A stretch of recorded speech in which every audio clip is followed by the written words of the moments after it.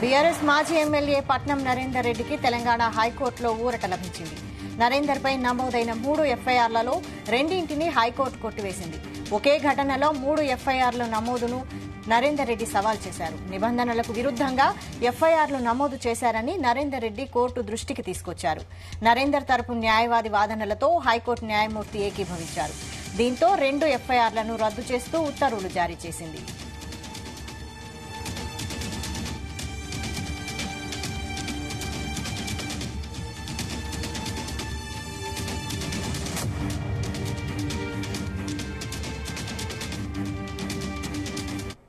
Cash petition అంశం సంబంధించి ఒక క్లారిటీ వచ్చిన తర్వాత ఇటు కొడంగల్ కోర్టు అతనికి బెయిల్ ఇచ్చేటువంటి అవకాశం ఉంది కాబట్టి హైకోర్టు ఈ రోజా లేదా రేపా తను వేసినటువంటి క్యాష్ పిటిషన్ పైన ఒక నిర్ణయాన్ని తీసుకొని తన పేరుని క్లాష్ చేయాలా లేదా తనను ఈ ఇన్వాల్వ్మెంట్ ఉంది అన్నట్టుగా మాత్రం వాదనలు విన్న తర్వాత ఈ క్యాష్ పిటిషన్ అతని పేరుని తొలగించలేమంటూ మాత్రం కోర్టు ఈ అభిప్రాయాన్ని వ్యక్తం చేస్తే ఇటు కొడంగల్ కోర్టు బెయిల్ ఇవ్వాలా లేదా అనే దానిపై కూడా కోర్టు ఈ నిర్ణయం తీసుకునేటువంటి అవకాశం ఉంది. వైశాలి, అయితే మొదటి నుంచి చూస్తున్నాం నరేందర్ రెడ్డి విషయంలో కొంత అనుకూలంగానే ఉంటూ వస్తోంది కోర్టు. మరి పోలీసులు ఎందుకు ఇలా ఒకే ఘటనపై 3 ఎఫ్ఐఆర్లు నమోదు చేశారు? పోలీసులు ఏమంటున్నారు? మొదట ప్రభుత్వ అధికారులపై దాడులు చేసినటువంటి గ్రామస్తులు, రైతులు ఎవరైతే ఘటన స్థలంలో అక్కడ ఈ ఘటనకు పాల్పడినటువంటి వ్యక్తులను గుర్తించి మొత్తం 46 మంది అందరిపై కూడా కేసు నమోదు చేయడం జరిగింది. అనంతరం ఇన్వెస్టిగేషన్ లో భాగంగా దీంట్లో ప్రధాన నిందితుడిగా ఉన్నటువంటి సురేష్ ఇతన్ని పూర్తి స్థాయిలో ఇతని వెనక నుంచి ఎవరు నడిపిస్తా ఉన్నారంటూ కూడా సురేష్ కీలక పాత్రధారి అంటూ కూడా మరో కేసు నమోదు చేసినప్పుడు దాంట్లో పట్నం నరేందర్ రెడ్డి పేరుని కూడా మెన్షన్ చేయడం జరిగింది. మూడోది ప్రత్యేకంగా మరో ఎఫ్ఐఆర్ నమోదు చేసినప్పుడు దాంట్లో పట్నం నరేందర్ రెడ్డి పేరు ప్రత్యేకంగా పెట్టి అతనే ప్రధాన నిందితుడు అంటూ కూడా A1 కిందికి చేసి ఈ 3 కేసులు అతని పైన నమోదు చేయడాన్ని మాత్రం సవాల్ చేస్తూ కోర్టుని అప్రోచ్ అయ్యి కోర్టులో ఒకే ఘటనలో 3 ఎఫ్ఐఆర్లో 3 సార్లు పేర్లు నమోదు చేశారు.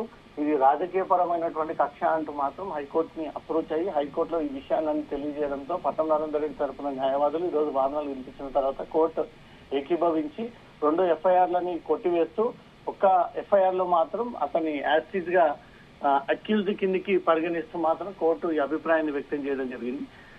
పట్నం నరేందర్ రెడ్డి విషయంలో కొన్ని ఇల్లీగల్ గా కేసులు పెట్టారనే దానిపై కూడా కోర్టు దృష్టికి తమ న్యాయవాదులు తీసుకెళ్లారు. ఇప్పటికే కస్టడీ పిటిషన్ దాఖలు చేయడము, కస్టడీలోకి తీసుకోవడము, ఈ కస్టడీలో కూడా పట్నం నరేందర్ రెడ్డికి అనేక విషయాలను కూడా రాబట్టేటువంటి ప్రయత్నం చేసినప్పటికీ ఎక్కడ కూడా పట్నం నరేందర్ రెడ్డి వెనక గత రిమాండ్ రిపోర్ట్ లో కేటీఆర్ డైరెక్షన్ లోనే పట్నం నరేందర్ రెడ్డి రైతుల్ని రెచ్చగొట్టి ఈ సురేష్ రంగంలోకి దింపి ఈ సీన్ అంతా క్రియేట్ చేసి ప్రభుత్వ అధికారులపై దాడి చేసేటువంటి ప్రయత్నం చేశారన్నట్టుగా కూడా పోలీసులు రిమాండ్ రిపోర్ట్ లో పొందుపరిచారు. ఆ లింకులన్నీ కూడా బయటికి తీసేటువంటి ప్రయత్నం చేస్తూ ఉన్నారు. ఇటు హైకోర్టుని అప్రోచ్ అవ్వడము, ఇటు కొడంగల్ కోర్టులో బెయిల్ పిటిషన్ దాఖలు చేయడము, ఈ రోజువారీగా జరిగేటువంటి కోర్టు యాక్టివిటీస్ మాత్రం వాస్తవానికి పట్నం నరేందర్ రెడ్డికి కొంత అనుకూలంగా ఎక్కడికక్కడ వెలువడతా ఉన్నాయి. ఇతనికి పేరుని క్వాష్ చేస్తే మాత్రం లగచర్ల ఘటన కేసుకు సంబంధించి పట్నం నరేందర్ రెడ్డికి ఇంకెలాంటి సంబంధం లేదంటూ మాత్రం కోర్టు ఈ ఆదేశాలు ఇచ్చేటువంటి అవకాశం ఉంది. లేదా తన ఇన్వాల్వ్మెంట్ ఉంది అంటే మాత్రం ఈ క్యాష్ పిటిషన్ ని రిజెక్ట్ చేసేటువంటి అవకాశం ఉంది. వైశాలి, అయితే 3 ఎఫ్ఐఆర్లలో 2 కొట్టేశారు. మిగిలిన ఎఫ్ఐఆర్ పై ఏ విధంగా విచారించనున్నారు? మొదటి ఎఫ్ఐఆర్ లో 46 మంది రైతులు, గ్రామస్తులు ఎవరైతే కలెక్టర్ పైన దాడి చేసే ప్రయత్నం చేస్తారో వాళ్ళందరినీ ఇంక్లూడ్ చేసి దాంట్లో పట్నం నరేందర్ రెడ్డి పేరుని మెన్షన్ చేయడం జరిగింది. రెండోది ప్రధాన సూత్రధారిగా ఉన్నటువంటి సురేష్ దీన్ని వెనక నుంచి పట్నం నరేందర్ రెడ్డి నడిపారంటూ కూడా ఆ కేసులో పట్నం నరేందర్ పేరుని మెన్షన్ చేయలేదు. మూడోది ప్రత్యేకంగా ఇతని నేతృత్వంలోనే ఇతను ప్రొవోక్ చేయడం వల్లే, ఇతను రెచ్చగొట్టడం వల్లే ఈ డైవర్ట్ చేసి కలెక్టర్ ని ఆ ఊరిలోకి తీసుకొచ్చి కలెక్టర్ పైన దాడి చేయించడం ఘటన వెనుక పట్నం నరేందర్ రెడ్డి ఉన్నాడు అనే దానిపై కూడా ప్రత్యేకంగా ఒక ఎఫ్ఐఆర్ నమోదు చేసి ఆ ఎఫ్ఐఆర్ లో పట్నం నరేందర్ పేరుని అక్యూజ్డ్ కిందికి చేర్చి ఈ 3 ఎఫ్ఐఆర్లకు సంబంధించి విడివిడిగా వీళ్ళు రిమాండ్ రిపోర్ట్ లో దాఖలు చేసి రిమాండ్ రిపోర్ట్లు అన్ని కూడా కోర్టులో ప్రొడ్యూస్ చేయడం జరిగింది. అన్ని రిమాండ్ రిపోర్ట్ లో కూడా ఒకే సబ్జెక్టు ఉండడము, ఒకే కేసుకు సంబంధించి 3 కేసులు నమోదు చేయడంపై మాత్రం కోర్టు అన్నిటినీ పరిశీలించి 2 రిజెక్ట్ చేసి 2ని కొట్టివేసి ఒక కేసుని మాత్రం అతను ప్రధాన నిందితుడిగా ఉన్నటువంటి కేసుని మాత్రం కంటిన్యూగా సాగించాలంటూ మాత్రం కోర్టు ఈ ఆదేశాలు ఇచ్చింది. ఈ 2 కేసులలో కేవలం పట్నం నరేందర్ రెడ్డిని పేరును మాత్రమే తొలగించాలి.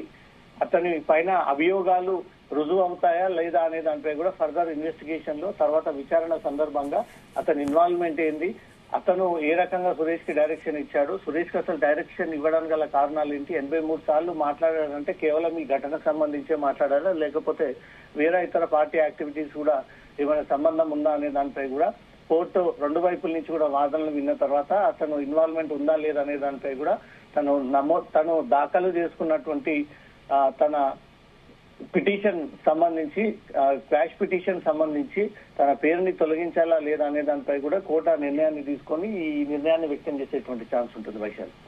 రైట్.